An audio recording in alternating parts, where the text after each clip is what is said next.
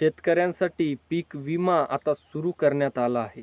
15 जुलै 2026 रोजी याचा अधिकृत जी.आर. हा काढण्यात आला आहे, ज्याच्याबद्दल आम्ही पण याच्या आधीच्या व्हिडिओमध्ये सविस्तर बघितलेला आहे.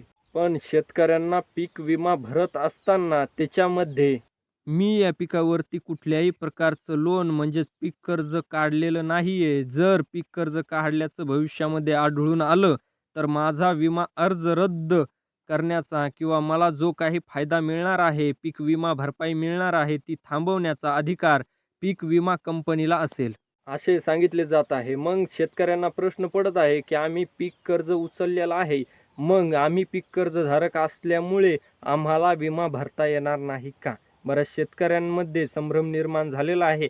सगळं सविस्तर सांगतो. त्याआधी जर तुम्ही या यूट्यूब चॅनलवरती नवीन असाल, तर या यूट्यूब चॅनलला सबस्क्राईब करा, जेणेकरून नवनवीन विषयक माहिती तुमच्यापर्यंत पोहोचत राहील. आणि CSC सेंटरवर जेव्हा शेतकरी पीक विम्यासाठी पीक विमा भरण्यासाठी जातो, तेव्हा तिथे एक खाली अंडरटेकर दिलं जात आहे. मी सहमत आहे त्याच्यामध्ये ह्या सगळ्या अटी सांगितल्या जात आहेत. मग शेतकऱ्यांना प्रश्न पडतो, की आम्ही पीक विमा काढावा का नाही किंवा आम्हाला काढता येईल का नाही? कारण पहिल्यांदा जेव्हा मागच्या वर्षी किंवा त्याच्या मागच्या वर्षी जेव्हा पीक विमा भरण्यासाठी शेतकरी जात होते किंवा त्यांच्या मोबाईलवरून भरत होते, तर अशी कशाही प्रकारची अट शासनाने याच्यामध्ये घातलेली नव्हती. पण यावर्षी ही नवीन अट दिसताना शेतकऱ्यांना प्रश्न पडतोय, की आम्ही विमा भरावा का नाही?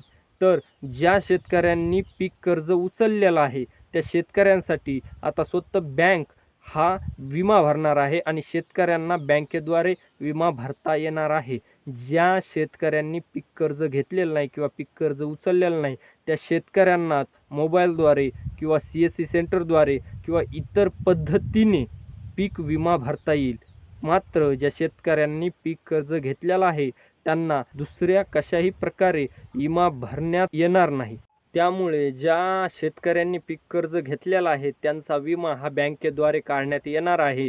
आणि ज्या शेतकऱ्यांनी पीक कर्ज घेतलेलं नाही, त्यांना अनेक ऑप्शन देण्यात आलेले आहेत.